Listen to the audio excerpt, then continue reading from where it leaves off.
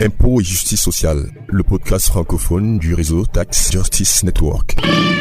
Bienvenue à Impôts et justice sociale, le podcast qui vous parle en français de la justice fiscale en Afrique et dans le monde. Je m'appelle Idriss Lynch. À la une ce mois.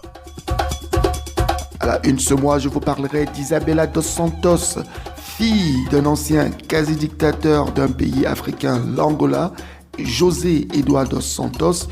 Elle est au cœur d'un scandale qui a été lancé par le Consortium international des journalistes, 864, le nombre à peu près de filiales que comportait sa holding et qui permettait de faire sortir illicitement de l'argent en Angola. Les tribunaux du monde entier s'en sont pris à cette affaire. Will Fitzgibbon, qui est investigateur en chef au sein du Consortium des journalistes, a accepté de répondre à quelques-unes de nos questions. Au Cameroun, nous allons parler de la justice fiscale en matière de santé. Cela fait 10 ans que l'ONG Positive Generation est en train de faire le plaidoyer pour qu'on mette plus d'argent dans la santé. Mais rien n'y fait. Les populations sont encore contraintes de dépenser près de 80% des dépenses de santé, ce qui représente près de 60% des revenus des ménages. C'est une affaire très délicate et nous avons accepté de discuter de cela avec Louis Merlin de Samo, qui est le secrétaire général de Positive Generation. Et enfin, les débats fiscaux internationaux continuent d'être menés au sein de l'OCDE, ce groupe de pays riches qui, comme vous le savez, abrite les pays les plus agressifs en Afrique en matière de fiscalité avantageuse. Pendant ce temps, les travailleurs africains sont encore contraints de payer beaucoup d'impôts, notamment via la TVA et même via le sponsoring de certains services publics. Nous avons eu l'occasion de discuter avec Fally Thiaye, qui est le responsable de Transparency Sénégal, un expert de Transparency Sénégal. Il a accepté de discuter avec nous de ces évolutions fiscales dans le monde qui malheureusement ne sont pas toujours un sujet majeur d'échange au sein de l'opinion publique en Afrique. Voilà, c'était la une pour ce mois de janvier 2020. Je rappelle que vous pouvez suivre ce podcast sur la page du podcast à l'adresse impotsocial.libsyn.com, Libsyn, L-I-B-S-Y-N, je le rappellerai jamais assez, mais vous pouvez aussi aller sur www.impotsjustice-sociale.com, c'est notre page YouTube, ou interagir avec nous sur notre page Twitter, #impotsocial, ou notre page Facebook, Impôts et Justice Sociale. Et enfin, vous pouvez nous contacter à l'adresse impôt avec s-8 social@outlook.fr. Voilà pour la une, à très bientôt pour les détails. L'affaire qui a débuté comme un gros buzz est aujourd'hui en train de virer au drame. Nuno Ribeiro da Cunha, 45 ans, banquier, qui gérait les comptes de la Société nationale pétrolière angolaise, la Sonangol, qui a été dirigée par Isabel dos Santos, la fille de l'ancien président de ce pays d'Afrique, riche en pétrole, mais où on retrouve près de 45% de la population qui vit avec moins de $1 par jour. S'est suicidé dans sa résidence à Lisbonne, au Portugal, à la suite des révélations de ce qu'on appelle le Luanda Leaks. Luanda Leaks, l'enquête menée par le Consortium international des journalistes d'investigation avec la collaboration de 36 médias internationaux partenaires dans le monde, a mis en lumière des opérations commerciales menées par la holding d'Isabel dos Santos et son mari qui ont spolié leur pays, l'Angola, mais aussi finalement l'Afrique, de nombreuses ressources financières dont elle a besoin pour se développer. On parle d'une toile d'araignée de près de 864 entreprises logées dans plusieurs paradis fiscaux, notamment aux Émirats Arabes Unis, qui a été reconnu par le Corporate Haven Tax Index de Tax Justice Network en 2019 comme étant le pays qui est le plus agressif en Afrique en matière de signature d'accords fiscaux avantageux.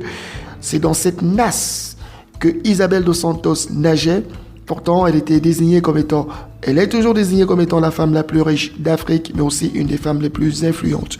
Will Fitzgibbon, qui est investigateur en chef au sein du consortium international des journalistes d'investigation, a accepté de répondre à quelques-unes de nos questions malgré un agenda chargé. Écoutez cet entretien qu'il a eu avec le podcast. Alors Will, au-delà de la fille dos Santos, les Luanda Leaks nous révèlent en quelque sorte le visage de nouveaux paradis fiscaux et places offshore qui hébergent les flux financiers illicites ou abusifs en provenance d'Afrique.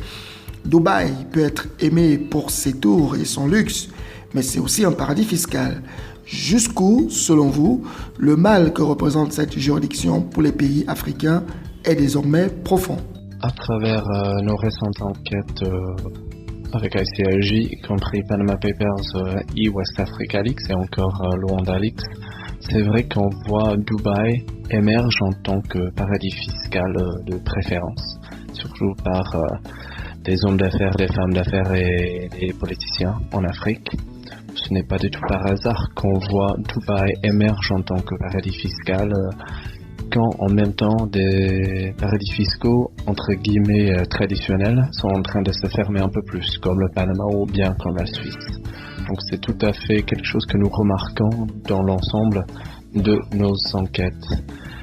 Cela a-t-il été une surprise pour vous? On se rappelle quand même que Tax Justice Network, en mai 2019, avait révélé que les Émirats Arabes Unis étaient le pays le plus agressif en matière d'obtention de fiscalité avantageuse en Afrique, suivi de l'île Maurice. Le Luanda Leaks vient juste après le Mauritius Leaks. Or, ces deux juridictions ont des multiples accords commerciaux avec l'Afrique. Ces accords doivent-ils être revus selon vous? En 2019, Tax Justice Network a bel et bien publié une enquête selon laquelle Dubaï et la Maurice arrivent en tête comme paradis fiscaux parmi les plus nocifs en ce qui concerne l'Afrique et l'évasion fiscale.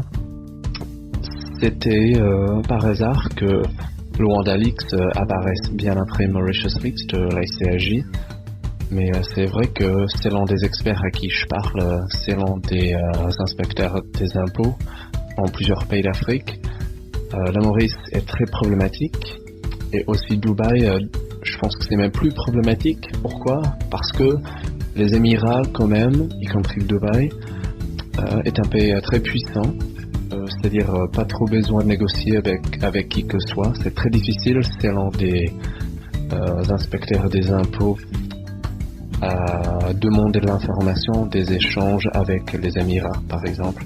Donc je crains bien que le Dubaï va rester une juridiction assez difficile pour ses partenaires africains. Et comme nous avons noté dans le cadre de Mauritius Leaks, selon des experts, il y a très peu de raisons pour lesquelles un pays africain signerait logiquement un accord fiscal avec un pays comme les Émirats ou le Dubaï. Quand un pays comme le Dubaï n'a presque pas d'impôts, ça veut dire qu'en gros, un pays signe un accord fiscal avec un paradis fiscal qui forcément introduira un risque d'évasion fiscale. À la suite de vos révélations chez PricewaterhouseCoopers, vos révélations ont été accueillies avec consternation et surprise. Mais vous nous dites en même temps que les cabinets d'audit ou des personnes qui y travaillent sont complices de la grande casse organisée sur les ressources financières en Afrique. Donnez quelques détails de ce que vous avez découvert. Une découverte assez remarquable dans le cadre de Luanda Leaks, c'était quand même la participation active de PricewaterhouseCoopers, PwC, qui, au moins à partir du bureau à Lisbonne, au Portugal, a travaillé pendant des années avec Isabel dos Santos et ses sociétés. Nous avons découvert, par exemple, des rapports qui conseillent des moyens de faire diminuer des impôts. Nous avons vu aussi dans un mail PwC qui acceptait, semble-t-il, la possibilité de rayer des documents l'ayant droit économique d'une certaine société offshore. Cet ayant droit économique était le mari d'Isabel dos Santos. On ne sait pas si PwC l'a fait en fin de compte, mais au moins c'était un grand cabinet d'audit qui était quand même prêt à le faire. Les révélations du ICIJ, du Consortium international des journalistes d'investigation, sortent alors que l'OCDE organise des discussions en vue de la formulation d'un système fiscal universel. Une fois de plus, il s'agit d'un réseau de sociétés qui prive des pays pauvres de ressources. Est-ce que vous pensez que ces différentes révélations feront pencher la balance pour des sollicitations comme la transparence sur les vrais actionnaires des sociétés ou la taxation unique qui pourrait réduire fortement les fraudes et abus fiscaux, notamment en Afrique? Le WandaLeaks sort en même temps que l'OCDE est en train de négocier avec beaucoup de pays partout dans le monde pour arriver à un accord global sur la fiscalité, sur les impôts. Je ne sais franchement pas si une enquête comme le WandaLeaks aurait un effet. Nous n'avons pas vraiment fait un focus sur l'évasion fiscale, car selon nos découvertes, il y avait franchement des indices, des indicateurs de corruption, de criminalité, presque selon des experts à qui nous avions parlé, beaucoup plus important que la fiscalité en Angola.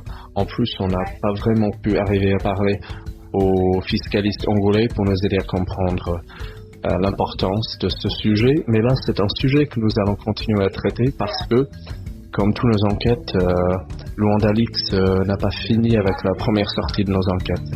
Merci.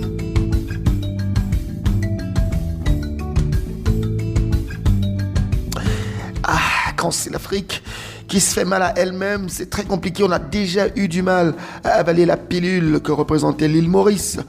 Aujourd'hui, on est en train d'avaler cette pilule des WandaLeaks. Jusqu'à quand les dirigeants, jusqu'à quand le leadership africain comprendra que le continent a besoin massivement d'argent? Je regardais une carte l'autre jour. L'Afrique, c'est les États-Unis, l'Europe, la Russie et pratiquement l'Inde, l'Australie réunis dans le même continent en termes de superficie.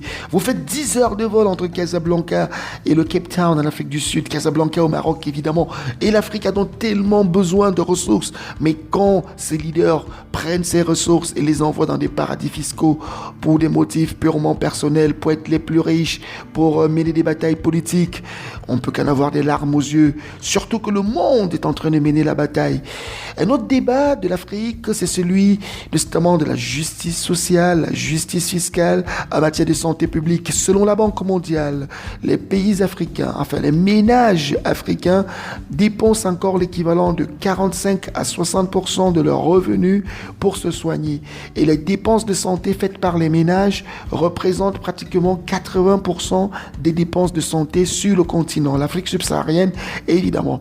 Pendant ce temps, les États continuent d'accorder des avantages fiscaux dans un pays comme le Cameroun où on a accordé près de 1800 milliards de francs CFA d'avantages fiscaux à des entreprises pendant 3 ans, où les entreprises pétrolières, malgré un chiffre d'affaires qui s'élève à près de 2000 milliards de francs CFA, ne payent que 79 milliards de francs CFA d'impôts sur les sociétés. Vous comprenez très bien que les ratios sont extrêmement faibles et pourtant beaucoup de Camerounais ne parviennent pas à se soigner et que nous ne parvenons pas à avoir un système de santé universel. Positive Generation est une organisation qui se bat depuis une dizaine voire une quinzaine d'années pour que nous ayons une meilleure justice fiscale en matière de santé. Que tout au moins le Cameroun, qui a signé les accords d'Abuja, puisse respecter l'engagement de faire passer le budget réel de la santé à près de 15% du budget national. Pendant ce temps, on n'y est pas, on continue de mendier, on continue de demander l'aide des organisations internationales comme le Fonds mondial. Lui, Merlin Tsamo, a accepté de partager avec nous le combat de Positive Generation. Écoutez son interview. Louis Merlin Tsamo, quel est l'état du financement de la santé publique au Cameroun? Il faut dire que l'accès aux soins de santé au Cameroun reste très problématique. D'autant plus que le pays vit dans une situation de pauvreté généralisée. Et curieusement, il s'avère que plus de 70% du financement de la santé est supporté par les ménages à travers les paiements directs. Vous comprenez donc que ce n'est pas évident pour un ménage normal, un ménage moyen camerounais, de subvenir à ses besoins de santé. Effectivement, en 2001, le Cameroun a souscrit à la déclaration d'Abuja, dans laquelle le pays s'est engagé à octroyer 15% de son budget à la santé de ses populations. Voilà, pratiquement 20 ans plus tard, on se rend compte que les choses n'ont pas bougé de manière significative. D'autant plus que le pays consacre en moyenne 5% de son budget à la santé. Donc, sur le plan social, il s'agit d'une injustice criarde. Parce qu'on peut dire que la santé au Cameroun est à plusieurs vitesses. Elle dépend du revenu du ménage et sa capacité à sortir de l'argent pour se faire soigner. D'accord, mais aujourd'hui, si on s'appuie sur les études que vous avez réalisées, quel est à peu près le coût de la santé pour les ménages camerounais? Combien dépensent-ils en moyenne par an au cours des 10 dernières années? Les coûts diffèrent en fonction des études. Si on se réfère aux données des derniers comptes nationaux de santé de 2012, on va dire que le ménage moyen camerounais dépense en moyenne 9 000 francs par mois pour sa santé. Mais je pense que ce sont des données qu'il convient de pondérer, d'autant mieux qu'elles n'ont pas été faites de manière holistique au niveau du pays. Mais n'empêche que au Cameroun, justement, il faut vraiment déplorer le fait qu'il y a très peu de ressources allouées. Et c'est triste, d'autant plus que le pays s'est résolument engagé avec la couverture sanitaire universelle. Ça nécessite des moyens. Beaucoup de bailleurs de fonds exigent de plus en plus des contreparties pour avoir le financement. C'est le cas de Gavi, la base du vaccin. C'est le cas du Fonds mondial de lutte contre le VIH, la tuberculose et le paludisme. Mais pour lequel, justement, le pays a eu de la peine avec sa dernière tranche. C'est au forceps qu'on a pu maintenir ce financement parce que le pays n'a pas sa contrepartie. C'est vraiment dommage, d'autant plus également qu'il y a une étude sur l'espace fiscal qui a été menée qui a été commandée par le ministère de la Santé. On s'est rendu compte qu'au niveau du pays, on peut élargir l'assiette budgétaire. Il y a des petites niches de financement qu'on peut mobiliser. Mais si jamais c'est le cas, il faudrait qu'on se rassure que cette mobilisation puisse être dédiée à la santé.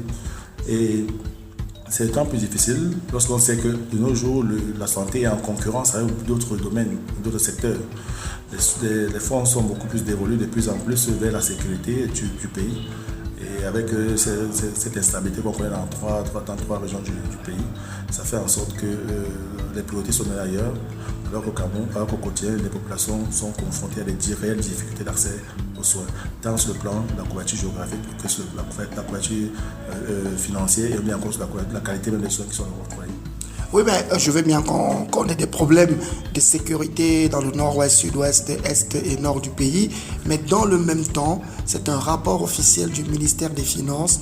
Entre 2014 et 2018, le gouvernement a accordé pour près de 1780 milliards d'avantages fiscaux aux entreprises dans le but, soi-disant, d'encourager les investissements ou de permettre la vie facile avec un résultat mitigé. Lorsque vous discutez avec les parlementaires et que vous leur montrez l'inefficience de telles mesures légales, qu'est-ce qu'eux, ils vous répondent? Pourquoi ils ne font pas le plaidoyer de plus de budget pour la santé? Pourquoi pensent-ils que la sécurité est beaucoup plus importante? Malheureusement, les parlementaires disposent de très peu de marge de manœuvre quant à leur capacité à influencer la fiscalité et bien la loi des finances, surtout lorsqu'il s'agit de dédier un certain pourcentage du budget à des actions spécifiques au rang desquelles le financement de la santé. Ces parlementaires sont pour la plupart issus du parti tenant du pouvoir et sont inféodés à la discipline du parti.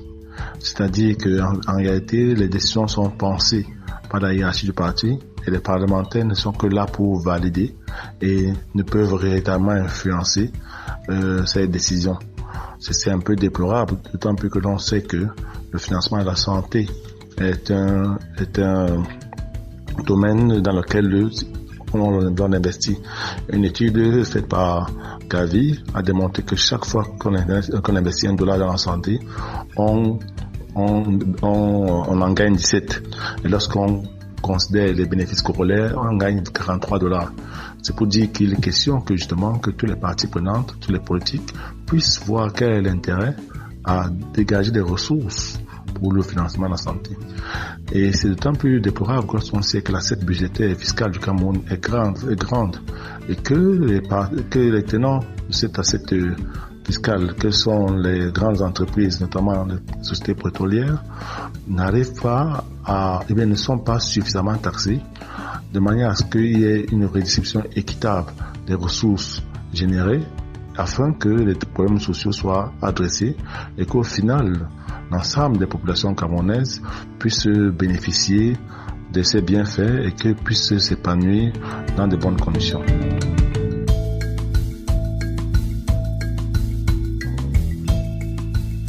Parlons justement de la réforme internationale sur la fiscalité. L'OCDE a abrité à la fin de ce mois de janvier ce qu'on appelle une rencontre du cadre inclusif qui regroupe près de 137 pays dans le monde pour discuter de ses propositions pour un changement de la fiscalité internationale. Une vraie gageure lorsqu'on sait que cette organisation abrite les pays les plus agressifs en Afrique en matière de fiscalité avantageuse. Les discussions ont dérivé naturellement sur la taxation des multinationales du digital. Très peu d'entreprises africaines sont concernées parce que les entreprises africaines sont davantage victimes des sociétés qui viennent exploiter des ressources minières et utilisent des techniques de prix de transfert abusifs pour exporter les ressources financières d'Afrique hors du continent. Mais on continue de débattre de ces choses, du digital, du GAFA, qui d'ailleurs entraîne une véritable bataille de position entre les superpuissances Angleterre, France, États-Unis, qui risquent avec le Brexit mélangé de relancer la bataille sur la fiscalité internationale et donc les paradis fiscaux. Comment est-ce que ces choses-là sont prises en Afrique? Nous avons discuté avec Thiali Faye. Il est juriste, expert de la justice fiscale au sein du Forum social, qui est la branche sénégalaise de Transparency International. Mais surtout, il est consultant, il collabore avec une organisation qu'on appelle Public Service International, qui défend surtout le droit des travailleurs, oui, parce que finalement, lorsque les États ont pris des mauvaises décisions en matière de fiscalité, ce sont les pauvres travailleurs africains notamment qui sont obligés de payer la note, soit via des hausses de TVA, soit via des hausses des droits d'assises. Et tout cela n'est pas très bon pour les ménages qui, comme vous l'avez remarqué, sont obligés de dépenser un maximum d'argent pour pouvoir rien que se soigner. Je ne vous parle pas de l'éducation, de l'environnement et de la construction de logements abordables. Tout ça pèse sur la tête des ménages africains. Thiali Faye a accepté de répondre à quelques-unes de nos questions. Nous l'en remercions parce que finalement nous l'avons pris entre deux conférences. Mais écoutez, ces points de vue sont très intéressants et doivent inciter à de la réflexion en Afrique.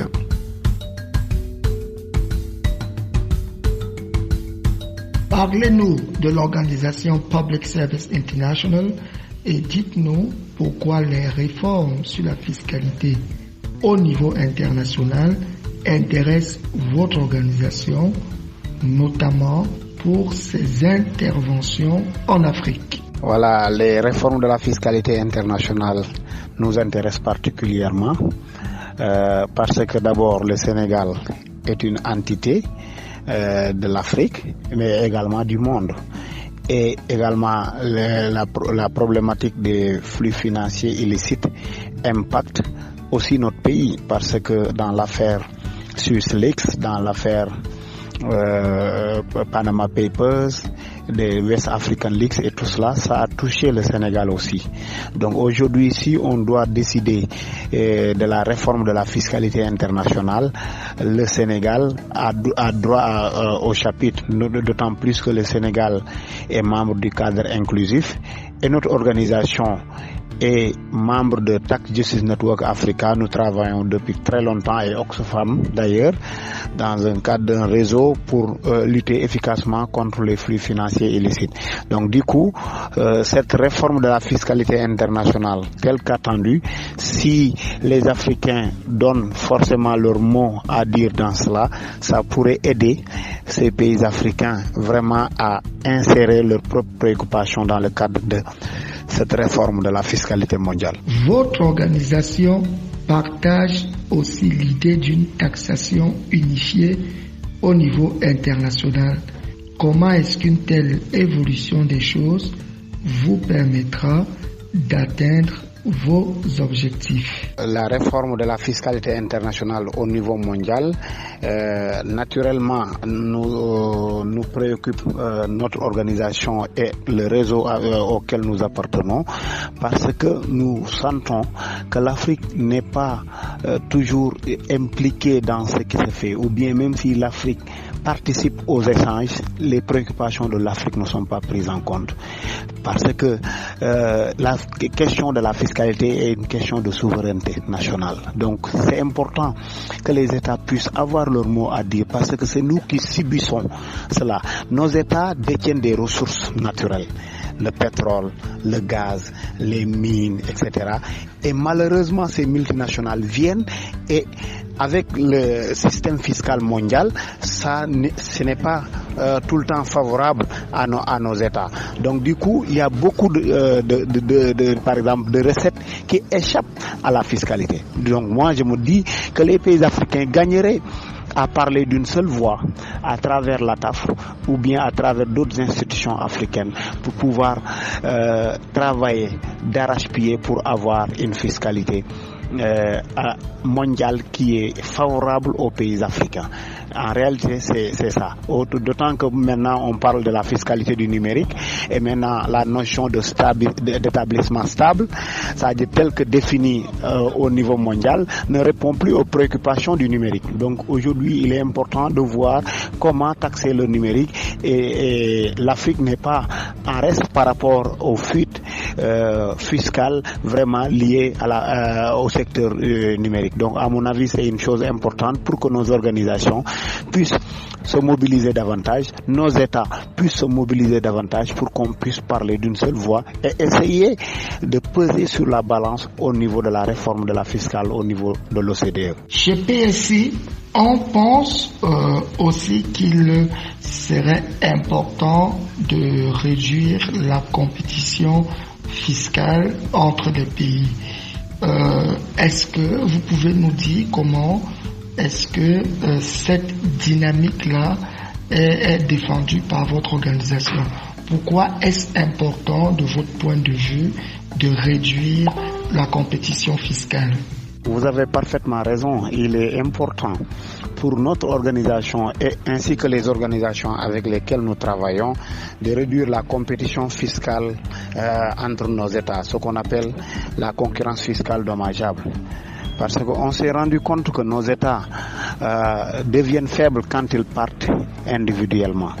Maintenant, quand nous parlons d'une seule voix, nous pouvons arriver vraiment à des résultats vraiment escomptés.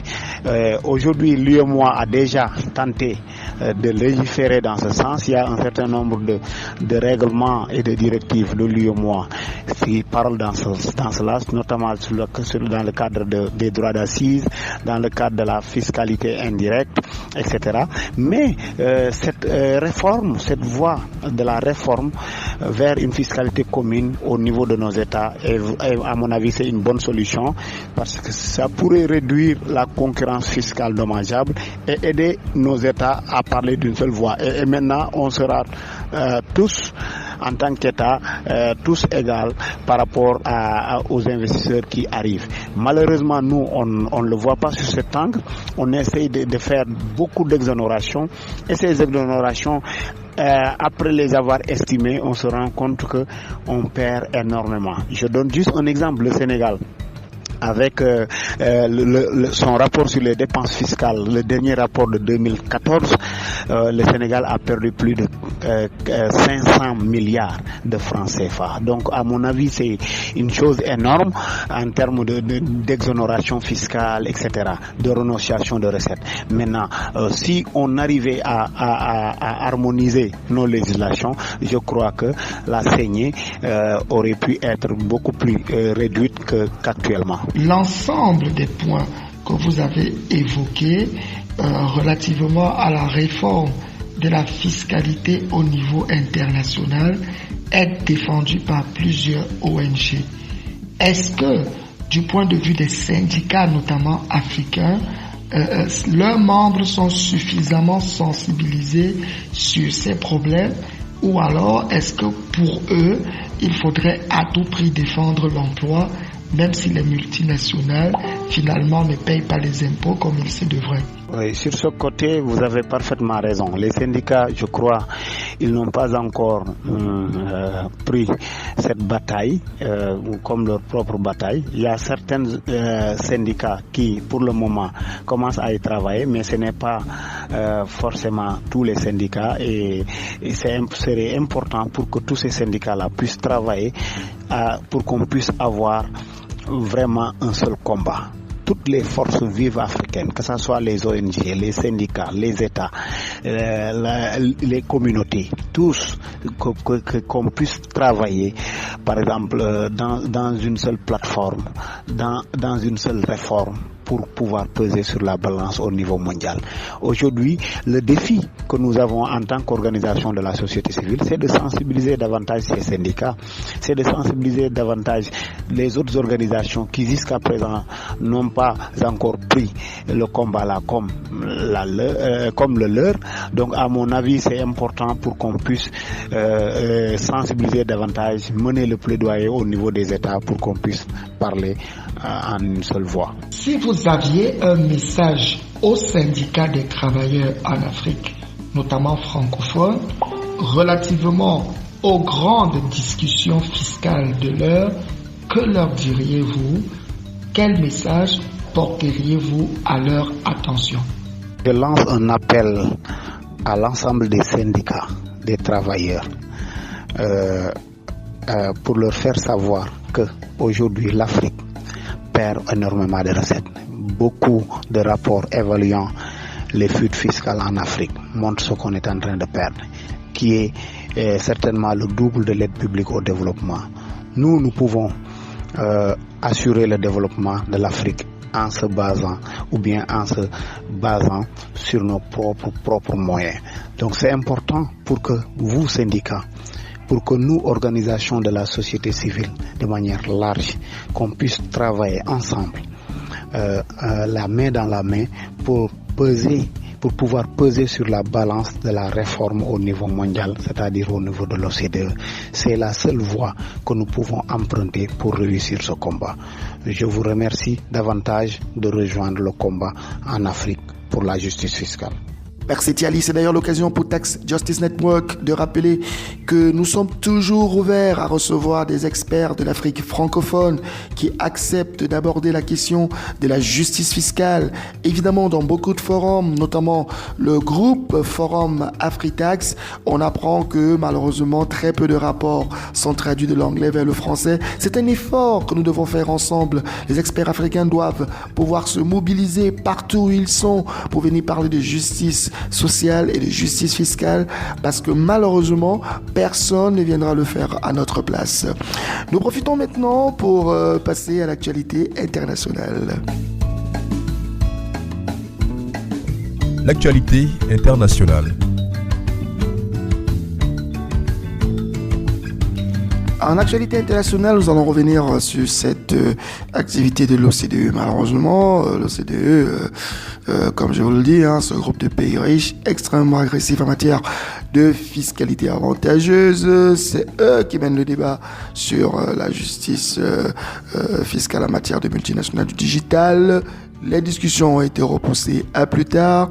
L'occasion pour nous de rappeler que Tax Justice Network, qui défend le principe d'une taxation unitaire avec une répartition de l'impôt collecté, non pas par rapport au lieu de vente comme le préconise l'OCDE, mais par rapport au lieu où le travail pour la ressource qui a été générée est le plus important, ce qui permettrait à beaucoup de pays africains de recevoir bien plus d'impôts. Donc ces discussions vont se poursuivre dans 6 mois et on espère avoir quelque chose d'ici 2021. Mais nous devons pousser afin de pouvoir obtenir le meilleur arbitrage au profit de l'Afrique, je le dis encore, au profit de l'Afrique, notamment subsaharienne, francophone et anglophone, qui souffrent aujourd'hui d'avoir les plus gros nombres de pauvres, mais aussi des ressources gouvernementales extrêmement limitées. Et enfin, je ne raterai pas de vous parler du Financial Secrecy Index de Tax Justice Network. Il est déjà dans les bacs. Il va sortir très bientôt. On part du 18 février. Mais nous avons déjà commencé à avoir quelques petits détails. Les détails sont très intéressants. Ça augure de grandes informations lorsque le rapport sera sorti. D'ailleurs, ce sera le focus de l'émission du mois de février. Nous allons revenir dessus avec plusieurs experts. Nous allons faire parler des experts africains afin qu'ils nous disent ce qu'ils pensent de ce nouvel outil qui est encore mis à contribution par Tax Justice Network à côté du Corporate Haven Tax Index et d'autres outils qui nous permettent de pouvoir mieux apprécier, mieux investiguer sur les flux financiers illicites et les flux financiers abusifs qui sortent de l'Afrique. Voilà pour la page internationale. C'est la fin de ce programme. Je rappelle que vous pouvez le suivre sur notre page de podcast impotsocial.libsyn.com. Libsyn, c'est libsyn.com, ou encore sur notre page Twitter www.impotsjusticesocial.com. Mais aussi, vous pouvez interagir avec nous sur notre page Twitter, hashtag impotsocial, ou sur notre page Facebook Impôt et Justice Sociale, ou encore nous écrire à notre adresse email impôt avec s-8 social@outlook.fr. C'est la fin de ce programme d'aujourd'hui. Nous espérons vous avoir le mois prochain. Je vous rappelle, prenez rendez-vous, le Financial Secrecy Index et ses secrets. C'est une émission à ne pas rater. Nous allons nous assurer que c'est partagé au plus grand nombre. Merci à ceux qui ont contribué pour cette édition et au mois prochain, évidemment. Bonne justice fiscale à tout le monde et à très bientôt.